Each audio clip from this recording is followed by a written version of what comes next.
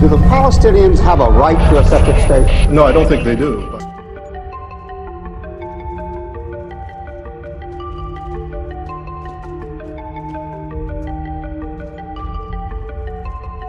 That we carefully define what we mean by secure borders. We do not mean that Israel has the right to retain the territories they conquered from the Arab world, like the Gaza Strip, the Golan Heights, and the West Bank. We don't agree with that. Those territories should be returned to the Arab people. The nation protects its home, it fights, and we will fight until we break their backbone.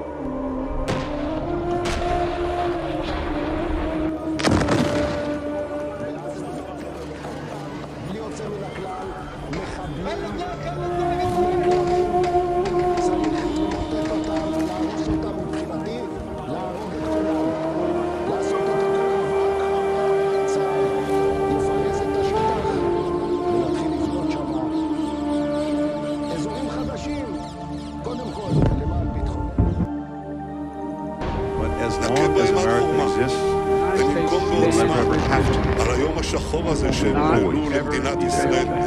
by your side.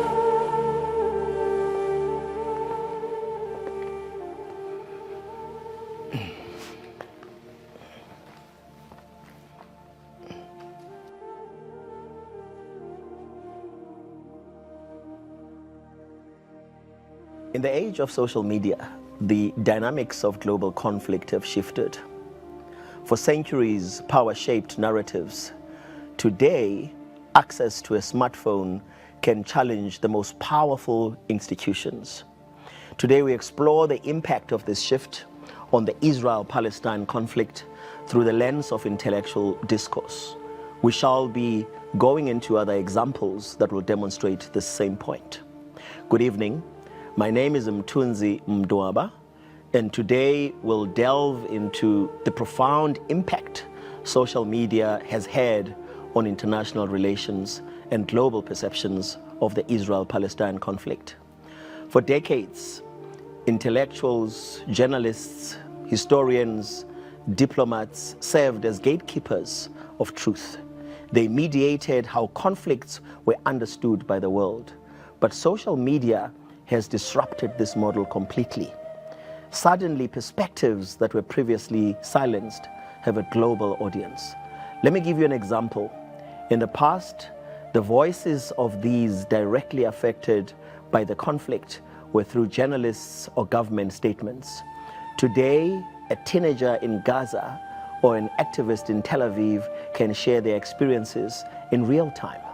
Their stories bypass traditional structures, challenging even the most carefully crafted propaganda. This is not to be underestimated. This is a shift that is unprecedented. It has meant that the world has been turned upside down in making sure that as we go into people's experiences and go on to listening to people on the ground, we can be able for ourselves to know that we were deprived of the truth for so long. But what's striking is the role of the everyday users as well. A post from a school teacher in Gaza or a soldier's account from the field can reach millions within hours. The question we must ask is, does this new accessibility bring us closer to the truth, or does it entrench division? My view that I would like to suggest is that it brings us closer to the truth. For a long time, we haven't been able to get to the very minute levels of society and hear from communities themselves. Secondly, we must encourage platforms to prioritize accuracy over virality. This is where policy and intellectual discourse can intersect, advocating for ethical algorithms and transparency. And finally, we must never lose sight of the human stories behind the headlines. Social media is a tool. Its power lies not in the technology, but in how we use it to foster understanding and pursue justice. I think with this introduction, it is important for us to apply our minds to the possibilities that we now see. And I think for those of you who are uninitiated with social media, you will know that the different platforms have now moved in a very huge and swift way from taking over from the roles that were played traditionally by the big players, the CNNs, the Fox, the BBCs, and the list goes on. And we now have a situation where, for example, those who follow elections will also know that in following elections these days, social media has not only an influential role that it plays, but actually has a very decisive role in creating the making of queens and kings in the world of politics.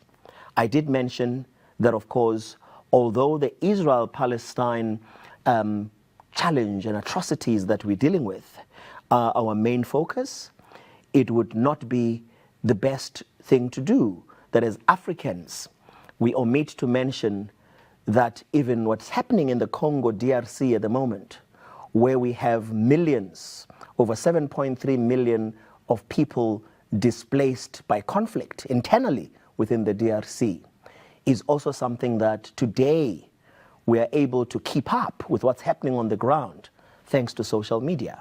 If you look in Sudan, Sudan is another example where you have millions and millions of children displaced and over 26 million people actually displaced by the conflict.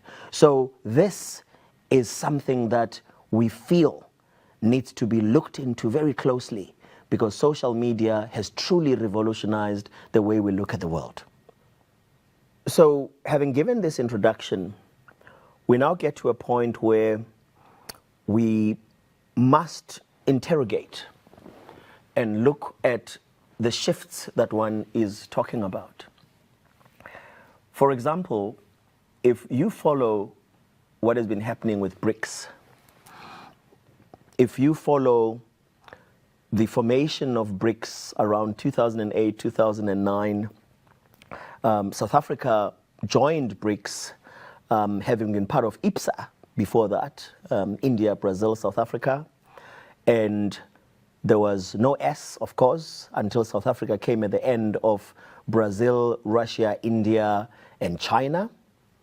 And moving from those days to today, one would have seen that we have a situation developing where there are now alternative platforms for truth. When you talk about social media providing a digital platform, I think we also need to look at the fact that in the physical world, you also have alternative platforms, but these alternative platforms in the physical world, such as BRICS, BRICS is an example to me of a physical alternative platform that is increasingly dictating the pace of geopolitical conversations and geopolitical complexities in the world. The advent of social media, then, actually enhances the proliferation of that platform in the physical world, because not anymore are we now reliant on what traditional media is going to be telling us. You know, as a social media player myself, the one thing that I've found is that the people who are not part of social media do not realize how catching up and being part of it is very important for continued relevance of those people. I'll give you another example. For many years, people have joined trade unions.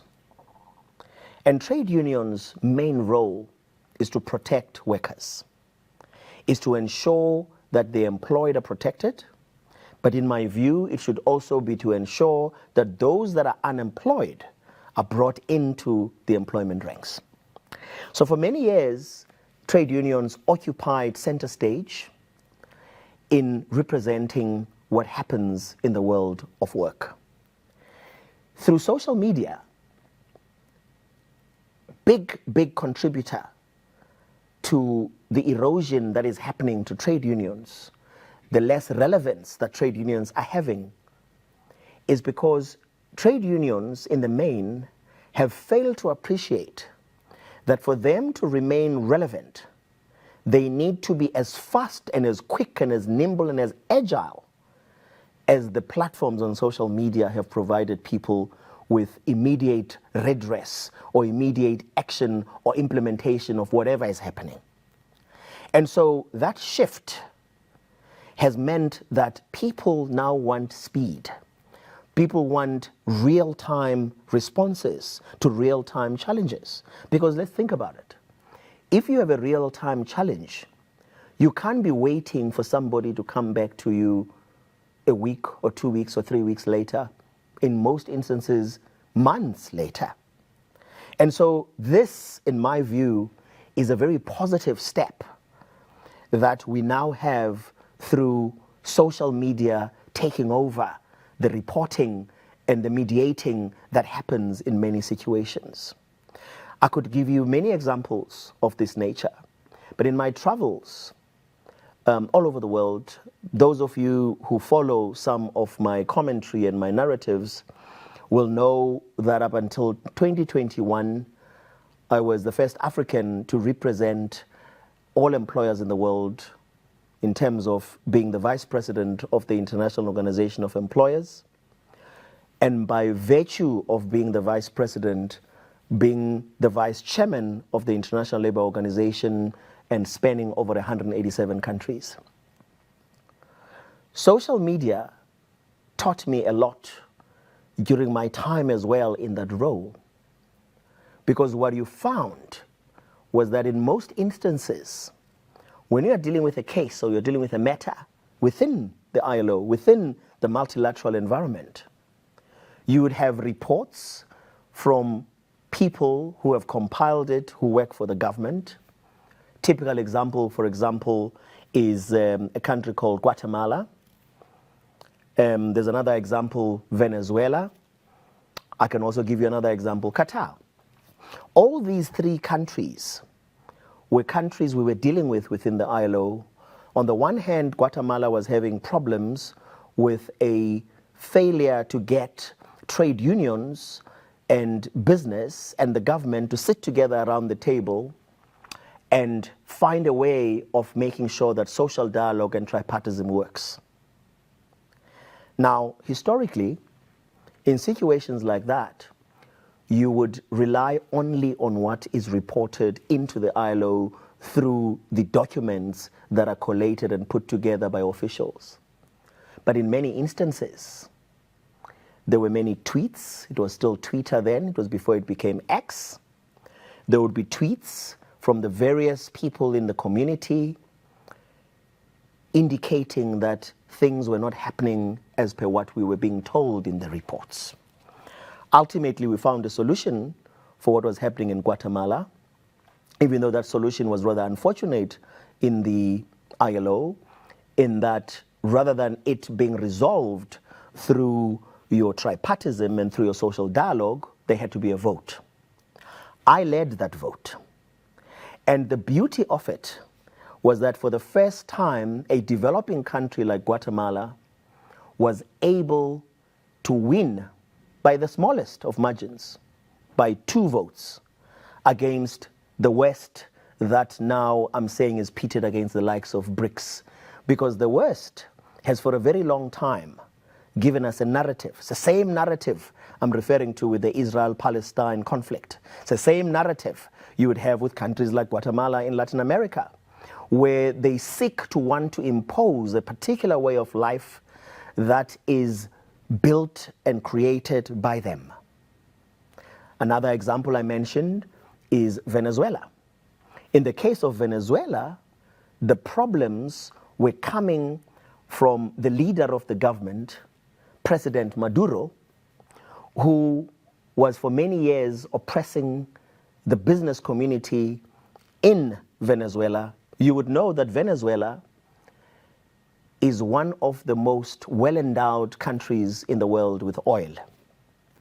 But Venezuela happens to be one of the poorest countries, something it shares with countries like the Congo, where you've got resources in abundance in the Congo, cobalt, copper, and yet they are amongst the top 5 poorest countries in the world. But going back to Venezuela.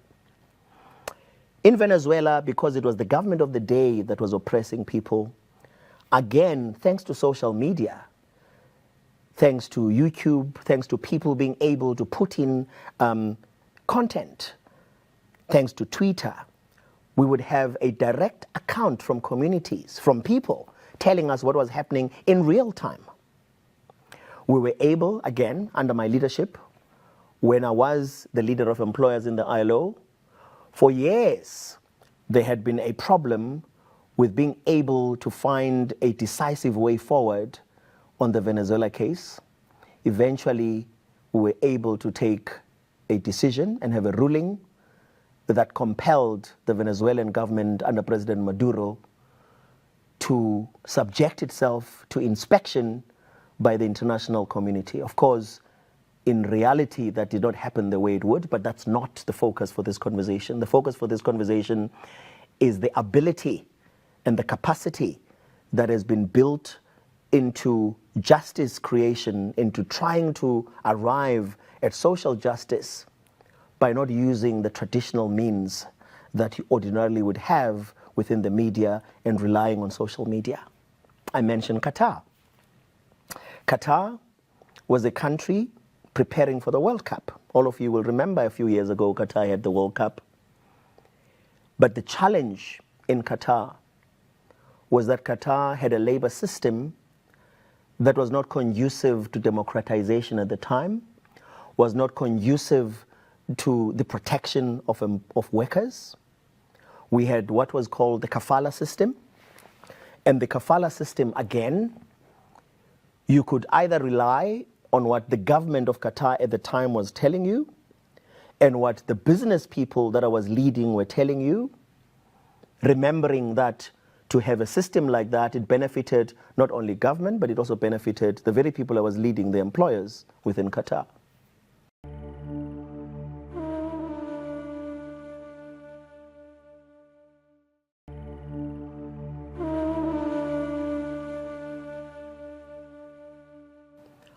I was sent as the leader of the delegation to Qatar to see what is happening on the ground. But again, social media was very useful.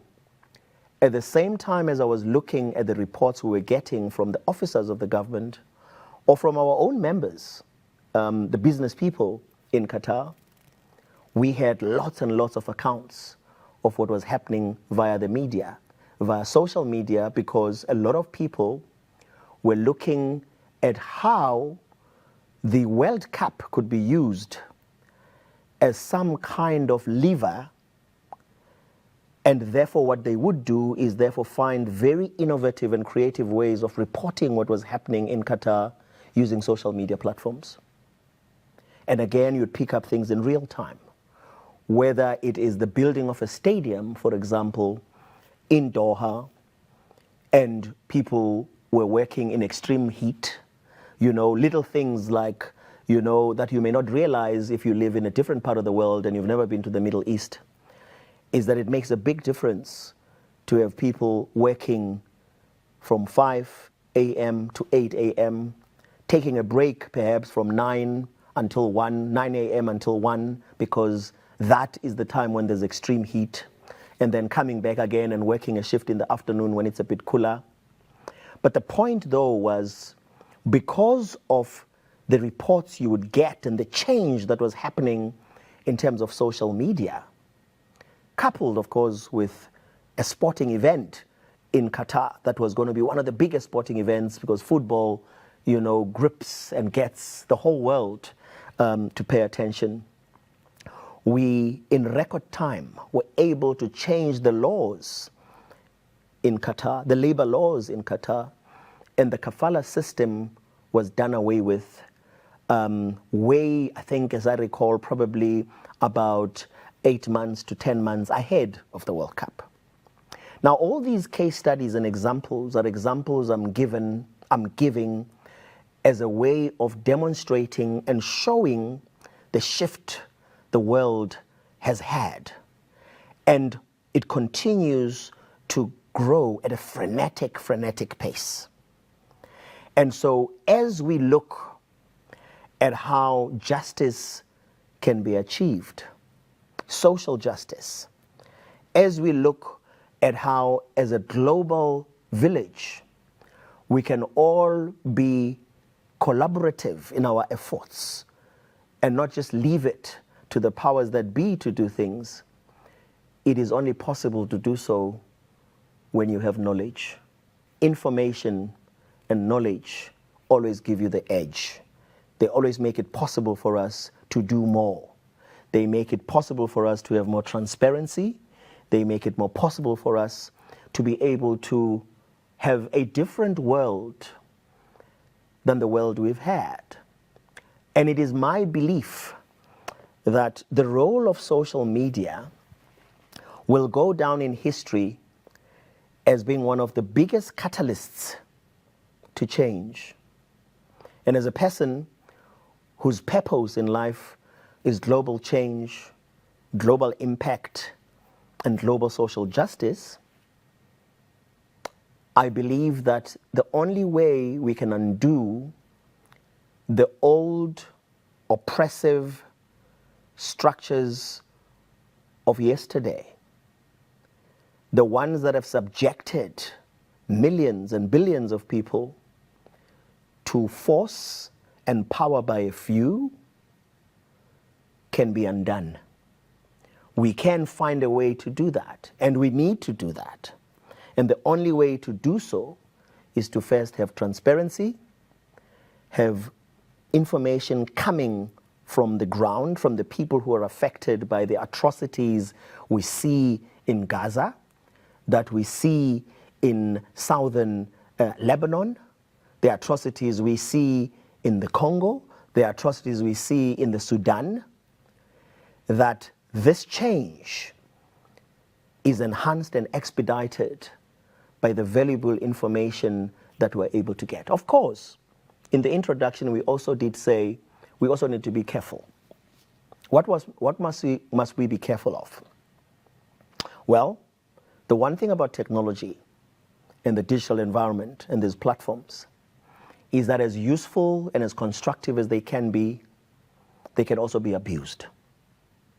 So there are times when you need to be able to have a second look. You need to check some of the information you get, because that is why some people will tell you about fake news, and then all of a sudden you've got an issue between knowing what is truth and what is fake news. It is important for you to always know that for every advent of goodness in the world, there's always a negative that we must be on the lookout for. So we've got to be vigilant and very diligent in making sure that whatever is shared via social media, as it goes viral in most instances, and that, by the way, is the catchword, viral. And that is the beauty of it, on the one hand, is that sometimes something goes viral. I mean, I'll give you an example a few days ago, here at home, where a strange letter written by the Eastern Cape government was sent to all the student accommodation owners, the businesses that are accommodating students in the country. A letter went to them, acknowledging first that they owe them lots of money, which I can tell you has been for the last 12 to 13 months. I have this information myself. But they were still having the audacity of writing to them and saying, now, being November, they would not be able to pay them till April of 2025. And in the same letter, they were saying, do nothing. Don't go into your contract and take us to court and do things like that. Just wait till April. Of course, I thought this was ridiculous. With my following on X, I posted it at about 18:45, I think it was, in the evening. By 9 a.m. the following morning, it had gone viral. It had hit about 4.1 million viewers, right? Now, that for me is the power of social media. That is what it does. because it's able to galvanize and get us all to work as a collective and have conversations we ordinarily wouldn't have, and have exchanges we ordinarily wouldn't have, where we can give our views, we can give our input, we can have a rallying cry that says, this is not the way things must be for us to have a world that looks after all of us. So for me, I'm saying to you that we do need to find a way to collaborate in a responsible way for social media to play an even better role as we move forward. Something that has come to mind is, the role of traditional media in propagating untruths, fake news, having propaganda that is fed down our throats without ever having an alternative to be able to assess whether what is being said is real or not. And I mentioned earlier that the beauty about social media is that even when somebody is reported in traditional media and somebody posts it on social media, on X, for example, and then it gets interrogated by people on the platform, you end up finding those who are able to come forward and demonstrate when it is a lie that is being perpetrated by traditional media.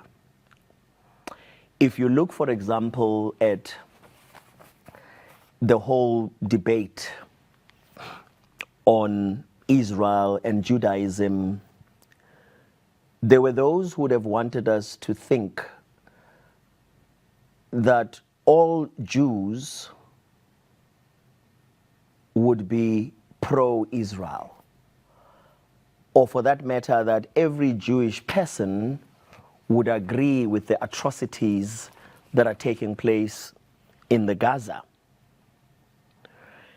And it is through social media that there's been an interrogation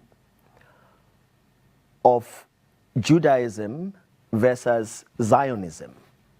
Because in the main, the biggest problem is Zionism, not Judaism. And traditional media tends to pit it in such a way that you see division being created.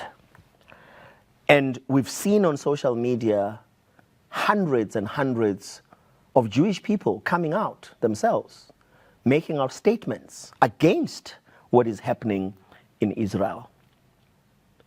We've seen universities in the West who ordinarily, the students of those universities never would have had their uprisings. We've seen because the source of information and the control and the manipulation has always been one-sided. And I think this is the part that we need to be aware of, is that yes, we have a duty to always verify, to check the veracity of information that we get. But at the same time, we need to understand how powerful a transition and a transformation this has been, that now, for the first time, marginalized communities who are on the platform are able to have some kind of a balance, because governments particularly and the owners of these platforms of the traditional media have always had huge resources and, as a result, a lot of sway when it gets to public opinion. And because of social media, we've now been able to find this balance. Look at what is happening at the moment. The moment The ICC has issued a warrant against Netanyahu and Yoav. You know, you'll know that Yoav was the defense minister between 2022 and 2024. But when you look at what traditional media is reporting, it's reporting as if the ICC has gone mad. Something is wrong with issuing a warrant against Netanyahu, and yet we know that Netanyahu is a very evil human being. Social media, though, keeps you getting this balance of being able to see why it has reached a point where the warrant against Netanyahu is warranted. Excuse the pun. It's extremely, extremely warranted. It couldn't have come at a better time. The test, of course, will be whether it will be executed or not, whether they will make sure that Netanyahu is arrested. We do know the role that South Africa has played in getting to this point, in ensuring that as the government, given the history we have as a disenfranchised people and the relationship we've had with the people of Palestine, even the relationship we've had with the people in Lebanon, that we were able to go and put our case and make sure that we relentlessly and make sure that the status quo is brought to the fore and there is a clear way in which the information is shared, that all the years that the atrocities were perpetrated, these were things that were hidden. So the shift you've seen is something I believe is constructive in the building or rebuilding of the world, particularly a world that will operate differently as we move forward. We, of course, have a role in this. What is the role we must play? The role we must play is to always contribute to this content in a responsible manner ourselves, because that is how we are able to collaborate and keep the platforms alive and make sure that these are reputable platforms that are not only there to inform, but to effect change and to effect impact and to ensure that social justice is realized. So when we talk about the accuracy of the information that we have over the virality of it, we always have to be constantly checking, but there is no doubt in my mind that the access that the ordinary person now has, the ordinary person on the ground, that the communities have, that the people who have no resources have, is something that cannot be downplayed. We are headed for a world that every day is revealing how bad things used to be and how bad things have been. And to a very large extent, the corruption of the world by people who sit in huge, powerful positions is being broken down. And with that breaking down, a new world is being born. As some of you are aware, the world that I have been very privileged to be part of, that of the multilateral space,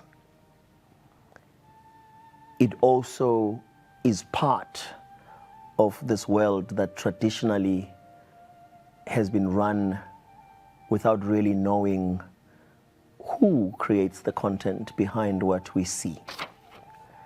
And it is because of this that I thought, as someone who has had the privilege to be at the highest possible level of an institution like the International Labour Organization, that I write a book, which some of you know was launched in September of 2024. entitled Demystifying the Jewel called the ILO, A Labor of Love. My thinking was that in writing this book, I would also be contributing somehow to the social justice we are talking about here, and ensuring that by people being knowledgeable and getting information that they ordinarily wouldn't get, that through the relevance of the institution being heightened, that social justice would then be enhanced. So I would implore you to also get a copy of the book and promise that it will be the first of many such books as we busy go around building and constructing a new world. Finally, we must never lose sight of the human stories that are behind the headlines we read. Social media is a tool. Its power lies not in the technology, but in how we use it to foster understanding and pursue justice. And in the attainment of social justice, we hopefully can have a better world, but we all have a role to play in building a truly, truly better world that recognizes truth, which social media is helping us with. Thank you. Thank you very much.